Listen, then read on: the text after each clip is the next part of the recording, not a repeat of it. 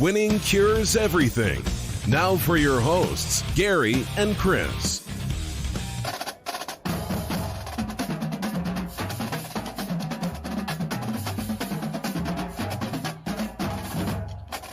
Welcome in, Winning Cures Everything. It is the Wednesday, September 29th edition of the show. I'm Gary. I'm Chris. And we have got some things to discuss. Now, there's a bunch of news going on in the world. We don't have a bunch of time to talk about all that, but if you didn't know, Boyd from the Bengals said that the Steelers quit last week. Josh Gordon is going to the Chiefs. He's been reinstated. Let's see, Ohio State linebacker quit in the middle of a game last week. All kinds of stuff. You can find out all of that stuff elsewhere. It's all over Twitter. It's all over everything else. We're going to talk about some other things today. Before we do, winningcureseverything.com is the website. Everywhere you need to be subscribed, everywhere you need to follow is right over there. Go check out the website. And the contest is back up. It is set up for this week. Not a huge prize, but we're doing like a $20 Amazon gift card right now. Prizes will continue to get better as the season goes along, but the contest is up. So go ahead and check that thing out. And of course, go ahead and check out the college football shows that Chris and I both do. Chris hosts one for Sportsbook Review. You can find it at sbrpicks.com/NCAAF, or you can just click the link in the description, and it'll take you right to the YouTube page for you to subscribe and make sure and follow what he does. I do one for BetUS, the BetUS college football show. The link for that is also in the description, right next to the one for Chris's show. You can find both of them very easily in the podcast or YouTube description or on the website for this show. You know, very simple stuff. The show is brought to you by BetUS, where the game begins. You can you can sign up using the promo code NCAAF2021. It's going to get you a 125% deposit bonus up to $2,500. I mean, that is just a ridiculous deal, so make sure that you are signed up over there. BetUS, you can gamble on everything over there. Any kind of sport you want to, they got it all lined up. Very easy to do. Chris, my brother, how is the world today? Not too bad. Pretty busy, but it's good. That's it seems every week gets busier and busier right now. There's so much news. There's so much stuff going on. Let's hit on the first topic here. We are going to start doing this basically every week because you guys seem very interested in it. Got a lot of comments, got a lot of questions, got a lot of traction with this last week. Where do we think College Game Day is going to go for Week 6, October 9th? Now, Chris, I have options for you, okay? Okay. There is the ABC night game, which is Michigan at Nebraska. I think that one's out of here, right? Yeah. All right. The next one I thought might have been a possibility had Virginia Tech won. Virginia Tech is off this week in Week 5, but Notre Dame travels to Lane Stadium. But I don't know if you saw this. That game is going to be on the ACC network. Like, it's a 6:30 p.m. game on the ACC network. Like, the majority of the country's not going to be able to see this thing. So I doubt that they're going to do that. I think it kind of irritates me that they are using Notre Dame as a guinea pig this year. You know, they did the Peacock streaming thing, and now they're, giving their game at Virginia Tech to the ACC network, trying to, I guess, get more subscribers to the ACC network because they know Notre Dame has a big fan base. But either way, I don't believe that will be game day either. Do you agree? That's right. Okay, so here are the options. We have 3 SEC games and 1 Big Ten game. The Big Ten game is on Fox. Penn State at Iowa. They are going to Kinnick, and that is a Fox game at 3 p.m. Central Time next week. If both of those teams win this weekend, Iowa, of course, going to Maryland, Penn State's got Indiana for the ABC night game. Is there a possibility they could go there for a Fox game, kind of like they did for Notre Dame, Wisconsin? Yeah, I actually think that's the best game of the weekend if those teams are both undefeated. I think so too. The 3 SEC games, Georgia at Auburn. If Auburn gets a win at LSU, maybe, but then you'd have to have Georgia beat Arkansas as well. Arkansas at Ole Miss could be interesting if one of those two teams pulls the upset, or even both. And then you've got Alabama and A&M, CBS night game, 7 p.m. Central Time kick in College Station. I think they're probably just going to avoid the SEC altogether and just go to Penn State or go to Iowa. You feel? Yeah, go to Kinnick. I think that's the easiest way to do it. I think that's It may be your only shot to go to Kinnick this year, and that is an incredible scene. So that would be my guess, right? Penn State at Iowa? Yeah. Now, what do you do if Iowa loses? I don't know what the answer to that question is because all of this hinges on whether or not these teams win. But as of right now, I mean, we are recording this. It's the Wednesday show. That would be the best guess. So, next topic on the board that I wanted to bring up here. They just announced Notre Dame is going to play BYU in 2022 at Allegiant Stadium. So going to Vegas to play BYU, Notre Dame 6-2 all time against BYU. Has anybody gained more traction from the beginning of the pandemic through now than BYU? Yeah, probably not. They've really done an unbelievable job. Their athletic director and their athletic department should be proud of themselves. What they've accomplished over just the last year and a half. They are a namesake in college football right now, and they have been. They've got a great history, but in modern times of football, they've kind of been on the back burner for the last 15 years. Last time these teams played, 23-13 Notre Dame win on November 23rd in 2013. The quarterbacks in that ballgame, Tommy Rees outdueled Taysom Hill in that ballgame. Tommy Rees, of course, now the Notre Dame offensive coordinator, and Taysom Hill, of course, plays for the New Orleans Saints. But I do think that is going to be a fascinating matchup, a lot of fun. BYU has got a lot of guys that are going to be back next season. Same with Notre Dame. Both, relatively young teams. Should be one hell of a matchup. It's going to be October the 8th in 2022, and I'm pumped about it. I think this is a classic matchup. We hadn't seen it, like I said, it's been 8 years, 2013. It's going to be a lot of fun. We have got realignment talk, my brother. The AAC. It has been reported today that Air Force and Colorado State have worked out a deal with the AAC to leave the Mountain West and join that conference. Talks with Boise and San Diego State broke down, and it is expected to be announced sometime next week.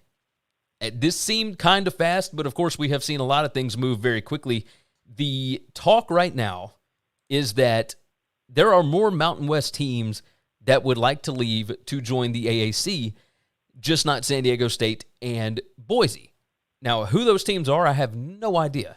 I can't even begin to speculate. I know that it is expected that UAB is going to join in the next, week or two after Air Force and Colorado State are announced. That puts the AAC back up to 11 teams. Do you have any ideas? I feel like Fresno could be a lot of fun in the AAC, but I don't know that they would want to come over if they have no other California counterpart. I don't know what the end game is here. What are your thoughts on it? So I'm shocked that Boise and San Diego State are not interested. I'm also shocked that the AAC was interested in Colorado State. I don't know why. And I will tell you this. They put a lot of investment in their football program, but I will say this. They make some of the dumbest hires you have ever seen in your life. I have no idea. Steve Adazio, as much as we love Steve Adazio, he was not a good fit there at all. And on top of that, the guys that they brought before that, Mike Bobo, Jim McElwain proved successful. But even that was not a great fit. I guess maybe it was because at least McElwain had Mountain West experience from when he was over at Fresno. But good gracious, man, I don't know what they're doing inside that athletic department, but they do have a ton of support from their boosters, et cetera. And I mean, they got a hell of a stadium. They got a massive media market because they're right outside of Denver. Now I don't know why you would need both Air Force and Colorado State, but that's the problem. I don't know why you brought both of them. I do know why Air Force came. We've already got Navy, so it just makes sense that we would try to get all of the armed forces at some point in time. That would draw some cachet to the American conference. That all makes total sense to me. I just don't understand why they would want Colorado State. And like I said, I don't get why the other two schools would rather stay in the Mountain West. Yeah, so what I have read is that Boise State really wants to They really want to be in the next lineup for the Big 12, right? Because they are expecting the Big 12 to expand again after this first round of realignment. And who knows what that's going to look like or when that will be, probably 2024. Why leave to go to another league if you're just going to end up in the Big 12 anyway? If the Big 12 wanted them, I don't know why they wouldn't have taken them in its first batch, honestly. But either way, outside of those two teams, we've got Wyoming, we've got New Mexico, we've got Utah State, Fresno State, San Jose State, Nevada, Hawaii, UNLV. Maybe Nevada? I mean, I don't know. I think maybe you don't stick to the Mountain West after this. Maybe you go and get those two out of Colorado and you go find somebody else. Maybe you go pluck a Liberty from the independent ranks. Maybe you go pull somebody else. I will tell you this, for the Mountain West, what this does is open up two spots. I think there's a possibility that they end up bringing North Dakota State and South Dakota State into the Mountain West. And I think it could pay dividends for everybody involved if that were to happen. I think those are the next two up that would do well by moving up to the FBS. You kind of feel the same way? Yes. Sam Houston State, maybe. James Madison, maybe. But that seems like a pretty good fit there because the Mountain West is going to be looking for new partners. So the ever-changing landscape, of course, continues on. Realignment continues on. But enough with that. Let's go ahead and dive into our NFL Week 3 recap. Every week I ask Chris 4 questions, and we will go ahead and jump into it. The best games of the weekend. Chris, I'll go ahead and tell you the Raiders and the Dolphins in overtime, 31-28, was a hell of a lot of fun. That was a good ball game. Did you have a different one for us? Yeah, I think the Packers and Niners game was pretty great. Oh yeah, and so that was that, and then also the Chiefs-Chargers game. That one was a hell of a lot of fun. I also wrote down Ravens 19, Lions 17. But we'll talk a little more about that as to I've got maybe something to do with that with who won the weekend. The most surprising result, I had the Saints absolutely putting it on the Patriots in Foxborough. That it's not that Mac played poorly. That was super surprising because all the rookies have kind of been so far this season. I think the thing that really surprised me was just the utter beatdown that the Saints put on the Patriots. Jameis played really well in this game. Now, he had really good opportunities thanks to where Matt gave him the football and whatnot, but all in all, like the fact that the Saints went up to Foxborough and won that game the way they did, that was the most surprising to me. Did you have a different one? Yeah, the most surprising of the weekend for me was the Steelers absolutely quitting on their team against the Bengals. Yeah, at home in Pittsburgh, they got destroyed. It was gross. If there is a player in the National Football League that is more past his prime than Ben Roethlisberger, I don't know who it is. I mean, that was embarrassing. Like, and not just the whole team. It seemed like the whole team knew that Ben can't get it done. That would look like to you? Yeah, Ben's done. I mean, he is. This is a guy that is completely washed. The videos going on of him, the rollout where he throws the ball and then just falls down. I mean, he's like tripping over himself. This man is a professional athlete. And remember when everyone said he's coming into camp in the best shape of his life? No, sir. Nope. Sir. This is the worst shape any human's ever been in walking on a football field. Yeah. I don't understand how they're allowing this to continue because this is 2 straight games where he has not looked very good at all. Still found a way to put the talent around him on offense is absurd. He put up over 300 yards passing. Like, they've got a good wide receiver core. Like, they got a great running back. The offensive line is weak, but my gosh, at this point, I'm almost questioning why not just roll with Dwayne Haskins. Like, he cannot possibly be worse than what we're seeing out of Ben Roethlisberger. So, and this is coming from a damn Steelers fan. Like, ugh. The fact that they did not address the quarterback position is an absolute shame. Yes. I mean, we talk about the Rooneys, and we talk about Mike Tomlin, and Mike Tomlin is an unbelievable coach, and they are unbelievable owners. They deserve all the accolades that we've given them over time. But the fact that they came into 2021 season and that was their quarterback room, people need to be fired for that. Yes. I don't know what else to say with it. Tomlin came out on Tuesday and said, we're not hitting the panic button yet. Big Ben is still our quarterback, blah, blah, blah, blah. Like, brother, you need to reshuffle the whole deck. You need to figure out what is going on because you cannot win football games in this league like that. And now they get to go to Lambeau, and we're going to talk about that here in a little bit. But, I mean, that was bad. That was actually my answer to the next question was who lost the weekend. As Steelers, 24-10 loss at home to the Bengals. I think it's time for Dwayne Haskins. You got to try something else here because you cannot get it done with Big Ben at quarterback right now. Who did you have as losing the weekend? So my loser of the weekend was not them. Crap, let me find my paper. I've already flipped it over. Oh, it was the Bears. Oh. This team, listen, I think Justin Fields is going to be an okay quarterback. I'm not giving him a damn gold jacket yet, okay? But the offense they designed for him on Sunday was god-awful. Just god-awful. Oh, Dan Orlovsky said that that was a fireable offense. The game plan that they drew up for him. People need to be fired. Yes. Yeah. Like, it was so bad. What did he have, 68 yards passing, and he had 67 yards in sacks? So he ended the day with what, like 1 yard passing? 1 yard passing. God. A single yard pass. It's one thing to not trust your quarterback. It's another to never put them in a position to be successful, right? I feel like there were so many other things they could have done. And, of course, they were going up against a good team. Like, the Brownies are good. But, who did you have as winning the weekend? Man, I it's hard to argue against Myles Garrett, but that's a single guy. I think it was the Rams. Yeah, big time Rams.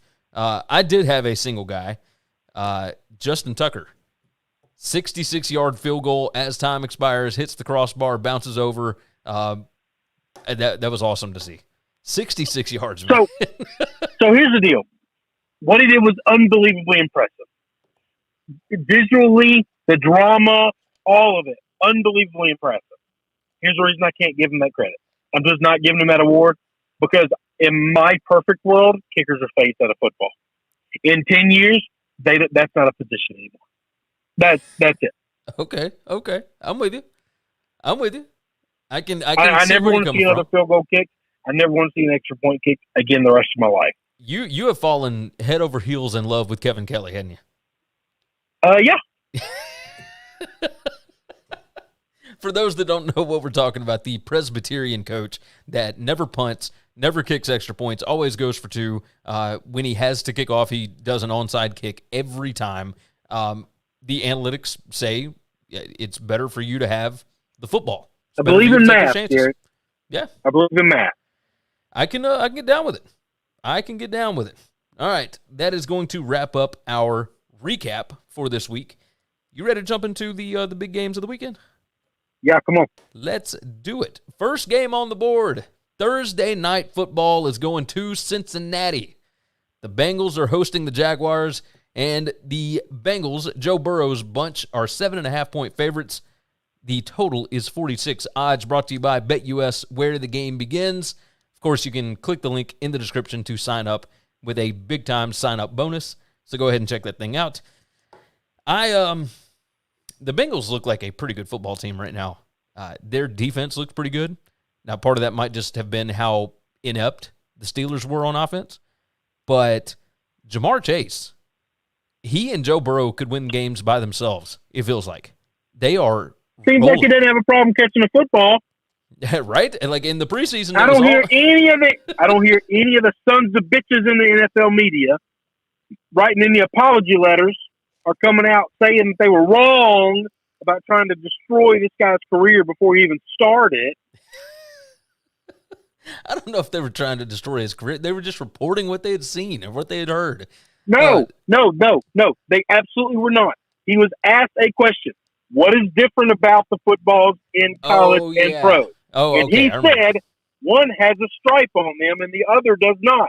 And then they did a report that said he can't catch the football because it doesn't have a stripe. That is trying to take a guy down. That is trying to destroy a man's reputation before he even gets it going. No, that is nefarious at nature. That I would sue that person for defamation. That was, wasn't that Lombardi? Wasn't that Mike Lombardi? No, I don't think it was Mike Lombardi. I think Mike Lombardi shared it out because that's what a lot of other people do. One guy does a report that's shitty, and then everybody else who's lazy as fuck take that report, and then they just share it out as if it's the God's gospel, and then they comment on that. And all those people can kiss my ass. So Jamar Chase is looking fantastic right now to get us Rookie back on the game. Right now. The Jaguars do not look great right now. They can get nothing done, and now they got to go on the road to Cincinnati on a short week after getting beat by the Cardinals at home. And there were promising things in that Cardinals game, but I will tell you this, Trevor Lawrence finding it a little bit more difficult to be a quarterback in the NFL as opposed to being a quarterback in college. I will say that because he has not looked very good at all. He's made some really poor decisions. I'm rolling Bengals here. Even with the hook, I don't care. I think they win this game by double digits on a short week at home. Yeah, I don't like the number with the hook, but I mean, I guess if the hook wasn't there, everybody in the world would be betting the Bengals. So the hook's going to make me bet the Bengals also. I haven't seen a number yet that would say no. Let's go Jags. I do think at some point in time they're going to win a game. Okay, teams don't go winless in the NFL. We got an extra game to get a win in. One day these guys are going to find the W. I thought last week they were going to do it when they were up, and then they just pissed the game away. Anyway, give me the Bengals. Give me Joe. Short week, traveling. Look, at total DVOA, like Cincy is number 11 and Jacksonville's number 31 right now. Like that's not good. Cincinnati's defense has been the biggest thing here. Their defense is number 4 in defensive value over adjusted, or over average. The offense and the defense here, Cincinnati's offense against Jacksonville's defense, pretty pedestrian, both of them. Jacksonville is number 27 on defense, Cincinnati number 25. But Cincy's defense, I just don't think that they're going to give anything up in this ball game. So I fully expect them to be able to cover. I think they'll win by double digits on Thursday night. Next game on the board here, we are going to Dallas. That's right, the Cowboys hosting the Carolina Panthers. This is a 1 p.m. Eastern time game on Sunday. Cowboys a 5-point favorite, total of 50.5. And the Cowboys look good on Monday Night Football, didn't they? Yes, they did. Yes, they did. This team is rounding into shape. They look pretty good. Things are going okay. The running game is finally coming on for the Cowboys, and I feel, of course, the Panthers undefeated, and defense looks great. Sam Darnold, maybe not as bad as everybody assumed him to be.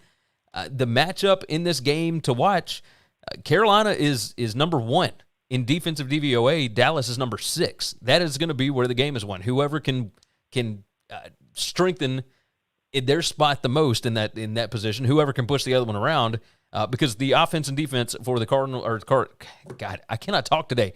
Carolina and Dallas. Carolina's offense number 12, Dallas defense number 15. Overall numbers, Carolina much better than Dallas. I do think Dallas overall is the better football team. Dallas is more tested. It's 5. Feels like it might be too many. I don't care. Give me the Cowboys. I think they end this streak for Carolina. Darnold going on the road. Give me this Cowboys defense here. Panthers might lose this game for the first time all year, but the Panthers won't get beat by 5. This is going to be a close game. They're a good football team. They're going to keep it tight.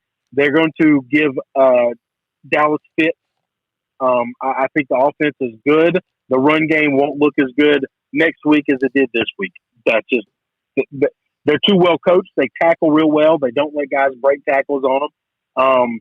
And they get after the quarterback and they give you problems. And offensively, I think they got just enough weapons to spread this thing around. Don't need McCaffrey. They'll be fine. Everybody else will pick it up. And I think they got a shot to win the game. I absolutely think I like them with more than a field goal. Give me the Panthers. Yeah, that's. I will say that we didn't bring it up, but McCaffrey being out like that does really hurt. Like to me, but we'll see. And to me, it doesn't do anything because it didn't do anything last year. This is what tells you what running backs are valued at. Okay, the Baltimore Ravens have the worst running back locker room in the country right now, and the Baltimore Ravens are the second best run team in football. If you want to run the football, you just run the damn football. Yeah, but I will tell you this: the Panthers don't have Lamar Jackson. And Lamar Jackson has been the guy running the football for the Ravens. So, I'm just telling you, they'll find a way to run the ball and they'll find a way to spread it out. They'll be fine. Other guys will step up. It'll be okay. On defense, J.C. Horn is out. C.J. Henderson is questionable. Gross Matos, the defensive end, he's doubtful for this game. There's a lot of injury concerns on Carolina. It's part of the reason why I think the Cowboys are going to cover. But you got the Panthers +5, and I can totally understand it because I also am a Matt Rule believer, even though not in this game. So next one on the board, we are going to Minnesota, and they are facing off against your Brownies. The Cleveland Browns are a 2-point favorite on the road, total of 53, and the Browns have looked really good, man. Outside of losing that tight game with the Chiefs early on the road, they've won the last 2 weeks and have looked good. The offense maybe not totally in sync. Defense looks very improved. I'm a fan of this team, and I know that the Vikings, finally got the monkey off their back. They finally got their W, and they get to host this game. But I don't know. I feel like this is one of those where the Browns go on the road and they kind of they do what they want to do in this ballgame. I think that they are matched up where they can do whatever they want to. I don't trust this offensive line for the Vikings here, and that is not a matchup that you want with Myles Garrett. I'm going to take the Browns -2 on the road. Yep, that's the answer. Browns are going to go into Minnesota. Browns going to come up with a win. They'll cover this number. This defense is unbelievable. They are going to give Kirk Cousins fits. I'm telling you, you're talking about a guy who's just begging to make a mistake, begging to have a bad game. And I think that's going to happen. No Cook, I think, is not going to be in this game, so that hurts them. And from the other side of the ball, the Vikings defense much improved from the first 2 weeks of the season. Last week, they finally looked pretty good. But I think they're running into a different style team. The offensive line for the Seahawks is just not very good at all. They've done a terrible job of developing that offensive line, of building that offensive line, of drafting at that offensive line, and working it together. The Browns have done an exceptional job. I think they're going to be a completely different kind of game with the Vikings in this offensive line, pushing them around, opening up run plays, giving Baker time to make plays. I think it's going to cause problems. I tend to agree with you. Who would have thought a couple of years ago in Baker's first season that we would take Baker Mayfield over Kirk Cousins? Because I think that was right when Kirk Cousins was signing with the Vikings. Everybody thought that this was, a match made in heaven. This is going to be great, and it has not worked out. So with that said, we're both taking the Browns on the road. The next one up and our last one in the 1 p.m. time slot is the Kansas City Chiefs going to Philadelphia. And, brother, they are a 9-point favorite at the Eagles. 54.5 is the total. Again, odds brought to you by BetUS, where the game begins. Sign up using the promo code NCAAF2021. Get a 125% deposit bonus. The link is down in the description. And the Chiefs, of course, have lost 2 straight. I feel like they might come out and just throw the ball all over the field on the Eagles, because the Eagles have shown me that I don't know that they can really stop anybody, right? The 49ers only scored 17 on them. That was in Philly. This one also in Philly, but the 49ers don't have the same weapons. They run a completely different scheme. I think, like Andy Reid, by the way, out of the hospital, he was treated for dehydration. So he's going to be fine. He's going to be back. No big deal. I think the Chiefs might just be super pissed off right now because they have lost 2 close ball games. Their defense is not great, but their offense can still get it going. They can cook, and I think they are going to cook on this Eagles defense. I mean, we just saw the Cowboys do it, and the Cowboys offensively, somewhat similar to what the Chiefs run. So I will absolutely take the Chiefs in this spot. I think they're going to throw the ball all over the yard here. Give me the Chiefs -9. Like it's a big number, but I think they're absolutely going to cover it. So I'm going to take the Eagles here. It's too big of a number. My problem is this: I don't have any logic. I don't have any reasoning. The Eagles look bad. The Chiefs look weird. It's simply I'm going to bet against the Chiefs until the Chiefs cover a number. Okay, I'm just going to keep doing that. But is it the 1-12 in their last 13? They were 1-12 going into last week, so now they're 1-13 now, covering the line. And at some point in time, they're going to cover a game. But you know what they have a hard time stopping? The run. You know what the Eagles do pretty damn well? They run the football. They can't throw the ball. Jalen can't throw the ball at all. But he is not going to have to. Just run. Keep Patrick on the sideline. Keep Patrick on the other side of the field, getting frustrated, chew up clock, control the line of scrimmage, and run the football down their throat. And you don't have to win the game. You just don't have to get blown out. Yeah. BetUS, by the way, is the only book on the planet that I've seen this number at. It is still 9 there. Every other sports book in the world is 7. Is 7? 7. Wow. Okay. So if you like the Chiefs, you better go get a 7. 7 and 7.5. All right. So if you want a 7, you got to go elsewhere. But if you like the Eagles, that 9, pretty tasty. Right. Even at 9, I still like the Chiefs here. But we will go head to head on that one. So we got 2 games that we're going head to head on so far. Let's move on to the next one. This is our first one in the afternoon time slot, and that would be the Cardinals headed to LA against the Rams. Now, the Rams, a 5-point favorite coming off that big win over the Tampa Bay Bucs last week. 54.5 is the total. A lot of points expected. And that is totally fine. The numbers are finally getting back up into the 50s, by the way. So the book's starting to catch up with everything now that we're 4 weeks in. Or I guess 3 weeks in, headed into week 4. The Rams here, I wonder if there's a little bit of a hangover from last week. Like, can they continue to play at this level week in and week out? The Cardinals, fantastic offense. We know that Rams defense has been pretty good. How much did they put into last week? I think the Cardinals, because it is a division foe, because these two teams know each other so well, Cardinals have played really well to start off the season too. And they're both teams are 3-0? Like, this is a massive, massive game. I think the Cardinals can keep this close. I think they can keep this within 5 points because I think there's a little bit of a hangover effect here. Cardinals, got to go play Jacksonville last week. Now, the Rams had to play the Bucs. I like the Cardinals here. I think Kyler Murray's playing really well now that he's healthy. So we're going to go head-to-head again on this one. Okay. One of these teams is not supposed to be undefeated, and the other one is. The one that is supposed to be undefeated is going to beat the other one. The Rams are a better football team. The Cardinals are doing this with smoke and mirrors and luck, okay? They're still making bad decisions from a coaching perspective, and their players are just either bailing them out or the other teams that they're playing are bad enough to where they can't capitalize. All right? They beat up on the Vikings. They beat up on the Jags. Congratulations. And those teams, they made tons of mistakes in the game. Those teams are just bad enough to not be able to do anything about those mistakes. Yeah, I can see where you're coming from. I feel like the line was a little stinky, which is part of the reason why I'm going this direction. I feel like Arizona can keep this thing close. Arizona, by the way, against the Rams, 1-8-1 against the spread in their last 10. The last time that they covered against the Rams was 2017, like January of 2017.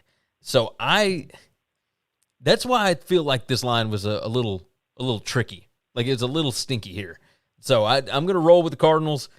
Don't Don't feel great about it, but I think they got enough where they can actually, because of the hangover effect and everything else, I think they can keep this thing at least within 5 points. I don't know that they'll win. I don't expect them to win. But either way. So you're rolling Rams -5. I got Cardinals +5. At the exact same time, over in San Francisco, the 49ers will be hosting the Seattle Seahawks, and that line sits at the 49ers as a 3-point favorite. Of course, they lost in the most heartbreaking fashion on Sunday night against the Packers, scored a touchdown with 40-something seconds left to go up by 1, and Aaron Rodgers drove right back down the field and kicked a field goal with no time left on the clock and celebrated and had a good time and all that good stuff. 49ers now have to come back home against the Seahawks, and this is always a close ball game for whatever reason. I like the Seahawks here. I know that their offensive line is going to have problems with the 49ers defensive line because the Seattle offensive line has problems with everybody. They just do. However, that 49ers secondary has some issues. This is Seattle in wounded animal mode. I feel like this is one where they can actually get back right. I'm going to take Seattle. I think they got a chance to win this ball game, so you give me 3 points, I will absolutely take it. Give me Seattle +3. Yeah, this is the one I have the most trouble with, and I've gone back and forth. At the end of the day, I'm going to try to pick the winner, and I think I'm going to just go with the home team. I think this is a coin flip game. I think both these teams are the same. I really do. If this game was in Seattle, I'd take Seattle. If the game was in 49ers, I'd take 49ers. I think they're identical. I think they're incredibly flawed. I think they have a couple of good things going for them, but for some reason, they always seem to find themselves in weird-ass games. Yeah, I'm with you there. I'm absolutely with you there. These two teams, by the way, 5-5 against the spread against each other over the last 10 meetings, and whoever the home team is typically finds a way to cover, and that would be San Francisco in this spot. But, you know, you can never tell with this. At least going back a little ways, the home team tends to cover. You know what? I take that back. I'm looking at this wrong. It actually makes no difference because they've swapped it up year in and year out. So I was looking at it wrong. No, it doesn't matter. It doesn't matter who the home team is. These two teams, for whatever reason, they play tight ball games. Last year was a 10-point game in November, and in January it was a 3-point game, a 5-point game in December 2019, a 3-point game, a 3-point game, a whipping by Seattle in 2018, and I mean just a bunch of 3-point games here. So this feels like a 3-point game. Either way, I'll take the head start. Give me Seattle +3. So which direction you going? I'm going to go the 49ers. Going 49ers, going with the home team. All right, going head-to-head again. I can get with it. We got 3 more to hit here. No, we got 4 more. We're going to roll through them. Ravens at the Broncos. This is a 4:25 p.m. Eastern time kickoff, and the Ravens, this is a pick 'em. That's surprising to me. Ravens, they have played a lot of football. They started off on Monday night, no bye yet. They played a lot of games in very short days. And now they got to go to altitude, which, you know, has something to do with it in the NFL for sure. I don't know what to make. I think I'm going to go Broncos here because I think that the Ravens looked tired against the Lions. Maybe they look different when they come out this time, but they have been fighting, and they have traveled all over the place to play these games. Third road game in the first 4 weeks. I'm going to take the Broncos at home. I think they've been playing incredibly well. Teddy Bridgewater, the cool, steady hand that this bunch needed. KJ Hamler is out with a torn ACL. He's out for the season. They still got other weapons. Jerry Jeudy is on the sideline as well for another, 3-4 weeks, something like that. So there are still weapons for the Broncos. And I think they can find a way to get it done. So I'm going to take the Broncos as a pick 'em here. So we'll go ahead one more time. I think this Broncos team is much better than they've been in the past, okay? They're really good. Being 3-0 is a big deal. This is one of those teams that nobody in the world thought would be 3-0 before the season started. There's no chance I can see them being 4-0. I just can't. I can understand that. I think the schedule may have had a little bit to do with it. But yeah, the Ravens, eventually I feel like these injuries are going to catch up with them. Of course, the Broncos have a bunch of injuries on their side as well. So, I mean, who knows what to make of it. But I was wanting to look at the matchup here, and it's taken a minute for it to actually pull up.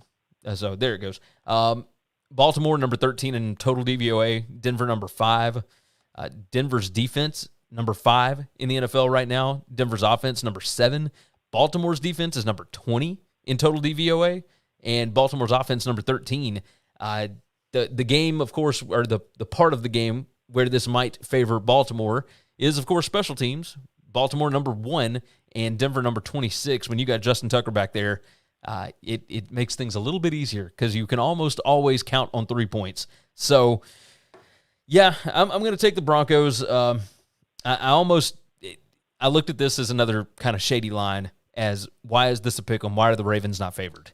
And watching the Ravens against the Lions, they just looked beat up last week. So we'll see. We will see. I'm rolling Broncos. You're rolling Ravens.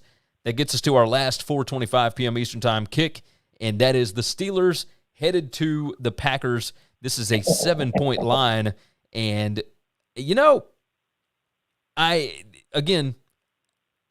I look at some of these as a little bit of a shady line, like why are the Packers not favored by double digits? And I think it just has to do with the fact that it's the Steelers. It's just the name on the jersey. But this Steelers team does not look good at all. And as long as Big Ben is the quarterback, going up against this Packers team, I do not expect them to keep this in single digits at all. I think the Packers are going to win this going away. This Steelers team is not good, man. They are not good at all. The defense got some injuries that they're dealing with. And if you got injuries on defense and your offense can't do anything, the Packers, I think, will have no problem scoring. And even if the Packers defense wasn't very good, I still don't think the Steelers would be able to score. So give me the Packers -7 here. This one we're going together on. I don't know what the Steelers are going to do in this game. The Packers and Aaron Rodgers are figuring this thing out. They're getting things rolling. That offense is moving.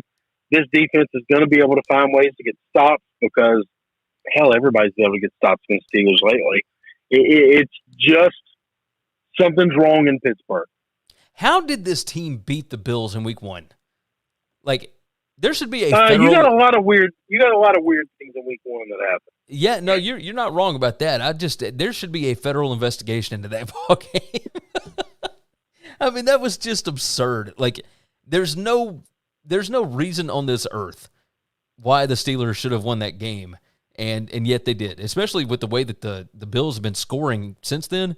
I mean, what was it, a 35-0 win over the Dolphins the very next week, and then last week they put up 43 on Washington's defense, and yeah. I mean, just get out of here with only scoring 16 on the Steelers. Like, give me a break. Give me a break. All right, so we're both rolling Pack -7. We got 2 more. Sunday Night Football heads to New England. Foxborough will be cooking because Tom Brady, the chosen one, is back to face his old mentor, Bill Belichick. The Patriots, a 7-point underdog at home against the Bucs. Total of 49 here. And I have to go with the Patriots. I got to go +7. I know they didn't look good last week. I wonder if part of that was a look ahead. You wouldn't expect that from Bill Belichick, but who knows? A rookie quarterback going up against Tom Brady sounds like a recipe for disaster, but part of me wonders if, now that I'm thinking about it, man, we should have gone against the Bucs and against the Pats last week. I wonder if it was a look-ahead spot for both of them. I wonder how much emotion plays into this. Do you think any of it plays into it? Yeah, I think these people are people. I mean, I think they're real, and they have feelings just like everybody else. So absolutely, I think emotions are going to be a part of this. What do you make of this game? I know the Patriots did not look good last week. So, well, hang on, whoa, let's stop. The Patriots aren't good, Gary. Like, what's good on their team? Is their offensive line good? The answer to that's no. By the no. Way. The answer to that's no. I've watched them 3 weeks in a row. You're taking too long. The answer is no. Okay, is Mac good? The answer to that right now is no. Mac's not good. Are the wide receivers good? No. The answer is no. Okay. Are the tight ends good? They're supposed to be, but they're not playing very well right now. One of them's hurt. Are the running backs good? Well, they got one good one, and then a bunch of guys that we just don't know a whole lot about. Okay, so if the offense is terrible, the offense is really bad, which it is, then how can the defense hang at all when they're on the field constantly? This team is not good, Gary. Yeah. Okay. So is the right answer to this actually Bucs -7? Like, does Tom Brady want to go in here and just put it to his old boss? Well, it's just a matter of can they stop him? Because does he want to? Yeah. He's going to try to. Can the Pats do anything about that? I guess not. I mean, so here's where Tampa Bay's weak right now. Tampa Bay's secondary is absolute Swiss cheese. Okay, they are calling in Richard Sherman to try an emergency fix this thing. Okay, like they've been decimated in the injuries from the secondary perspective. But there's no team in the world you want to play if your secondary is banged up in the Patriots right now. Yeah. Like that, there's nobody to throw the football to. I mean, like I don't even. I'm looking at the injury list for the Patriots. I mean, so Belichick did say on Monday it's a possibility that N'Keal Harry returns to practice this week. That's irrelevant. But that doesn't do anything for me. Yeah. I don't know. Like, I want to take the Pats so bad in this because it feels like one of those games that should go down to the wire. But I'm gonna flip my pick. It should be a great game, Gary. We all deserve this to be a great game. Yes. We're gonna need a miracle from the Pats for this to be a great game. I'm gonna take. All right, I'm gonna go with the Bucs. I'm gonna take the Bucs. That's God. I feel like this is setting me up. This is not. Well, I'm gonna take my Pats to cover, just to keep it close. That's it. But I have no. The only thing they can do is run the football. But A, they got a bad offensive line, and B, they're playing the best run defense in football. So that's going to be really hard to do. I'm hoping we see some flashes of Mac. All I can hope for is that Mac sees this as his opportunity to show Patriot fans, hey, Tom wasn't everything. You've got me, and we're going to be okay. I don't think they can win the game. I never like taking the dog if I don't think they can win. This is one of those times where I'm taking the dog, and I don't think they can win. Yeah, I'm with you. Tampa Bay number 7 in overall DVOA, New England 21. New England's offense is number 26 in that metric. Tampa Bay's defense is number 17. New England's defense number 8. However, Tampa Bay's offense is number 5. So maybe it can be close somewhere. I don't know. You talked me into the Bucs and then you took the Pats. Well, I'm going to always take the Pats. Gary, what do I do every week in the college football game? No, you're right. You're right. I tell you all the reasons to stay away from my Tigers. If you make me pick, I'm not picking against them. I'm just not going to do it. You got a point there. You got a point. Let's see. Let's talk red zone with them. New England's offense number 32 in the league in the red zone. Tampa Bay's defense, That's however, good. Tampa Bay's defense is not great in that spot. Number 25 in red zone DVOA. As far as the other side of the ball, Tampa Bay's offense, red zone DVOA, number 4. He gets down there. Tom Brady is going to get him in the end zone. New England, their defense, DVOA, is number 23 in the red zone. So that's not good. Yeah, I'm gonna take it. I'm a roll with the Bucs -7. So that's probably the right side. What a pain. What a pain. All right, let's talk Monday Night Football right quick before we give our super contest picks out. The Raiders headed to the Chargers. Chargers are a 3.5-point favorite, total of 52.5. Again, Odds brought to you by BetUS, where the game begins. Click the link in the description to get signed up for a 125% deposit bonus. Brother, 3.5 feels like way too many. I think the Raiders have looked like the better football team thus far. I'm going to take the Raiders. I'm absolutely going to take the Raiders because I think they win the ball game. Like this Raiders team looks really, really good right now. And no, going to Miami wasn't the easiest thing in the world, but you give me 3 and a hook, and I think I got the better football team. Yeah, I'm going to take the Raiders. Give me the Chargers. Rolling Chargers. Okay. Give me the Chargers. I like this Raiders team. You know that. I think the Chargers might have found something. Going up against the Chiefs last week? Yeah. All right, so the Chargers' defense is number 22 in DVOA. Their offense is number 15. Las Vegas's offense is number 17 in DVOA, and their defense is number 11. So total DVOA, Vegas is number 14, the Chargers number 22. Special teams, the Chargers number 32. They're dead last in the league in special teams. Las Vegas is number 13 in that metric. I see where you're coming from because I think that the Chargers probably have the better quarterback in this battle over Derek Carr. Now, we have spoken ill of Derek Carr for many, many years, but he has played incredibly well this year. So maybe I should hold my judgment there. But yeah,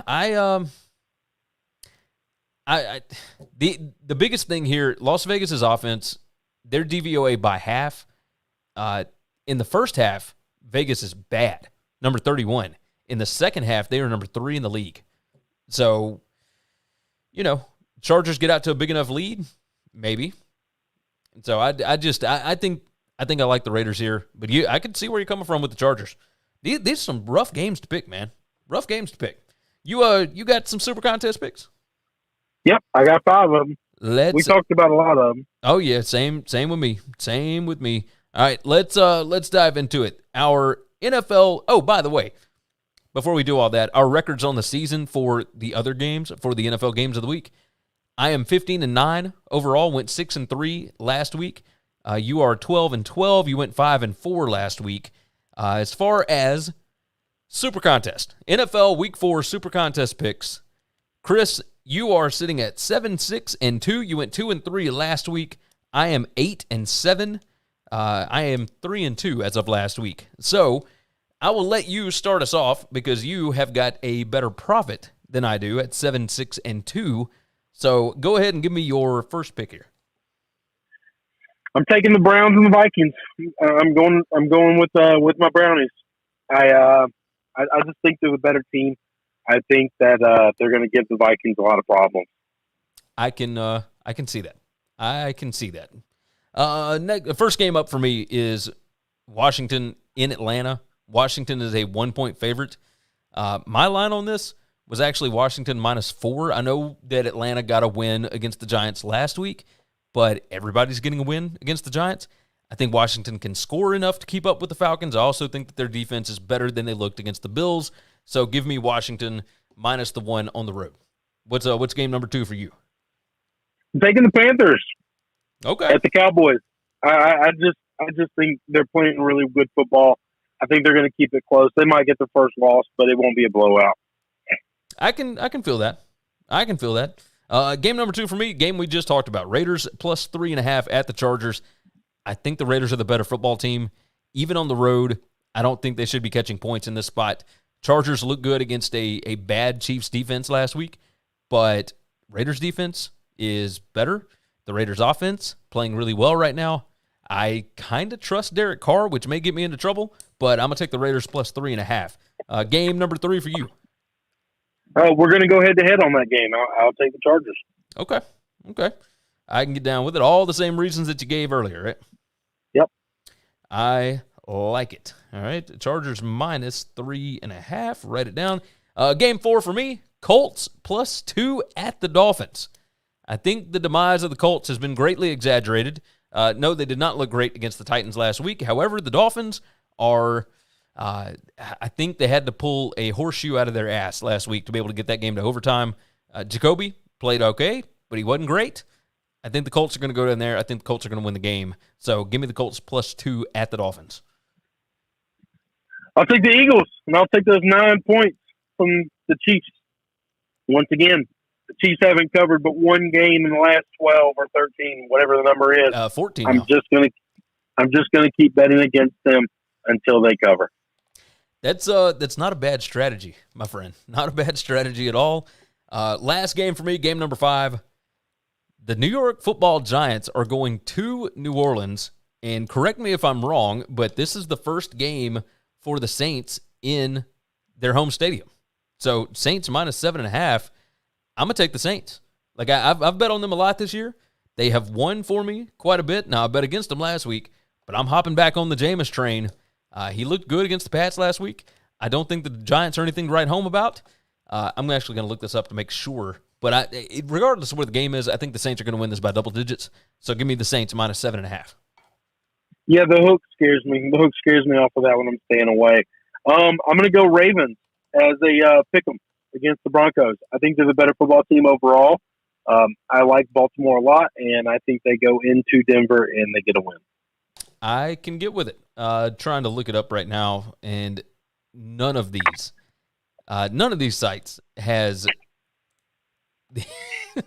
They don't tell where the damn game is. Not a one. Even the stupid New Orleans Saints schedule, like their website, doesn't say. So it's just so irritating. So irritating. Nope, here we go. It is at Caesars Superdome. So their first game since the hurricane at home. I think the fans are going to be riled up. I think they are going to be absolutely all in on it. So Saints -7.5 is my last one, and Ravens pick 'em at the Broncos is yours, and I can see all of them. This is going to be a fun week of NFL football, my friend. Anything else that we need to hit on before I let you go and end the show? Man, that's it, brother. That is it. All right, brother. I will go ahead and hang up the phone, let you get out of here, and then I will close this thing out. Thank you, sir. Absolutely. All right, everybody. That is the end of the show. We appreciate you for hanging around. Of course, head over to winningcureseverything.com. You can find all of our picks that we just gave out in the picks section towards the end of the week. And, of course, the contest, the Pick'em contest, 7 college games, 3 NFL games. Go ahead and dive in, and you can win a $20 Amazon gift card. Make sure you sign up over there. This is going to be a lot of fun this week. Of course, Friday, our college football off-the-radar Pick'em show. Going to be a lot to discuss. We've talked about college game day. We've talked about Notre Dame BYU. We talked about the AAC expansion, all kinds of stuff today. Hopefully you appreciate the show. And if you do, which the numbers say that you do because it continues to grow just like it does every football season. But this year we have hit just record numbers. So we appreciate you for that. Thank you for checking out everything that we're doing. Tell your friends about it, of course. Make sure and leave us a nice 5-star review over at Apple Podcasts. That certainly helps out as well, gets us in front of more football fans. And tell your friends, of course, like I said, make sure and click the like button on the video and everything else. So with that said, I am going to get us out of here. We got it in under an hour. Not bad. Not bad. So hopefully you enjoyed the rest of your day. Take care of yourself. Take care of each other. And hopefully, all of your tickets cash this week. Thanks for checking out.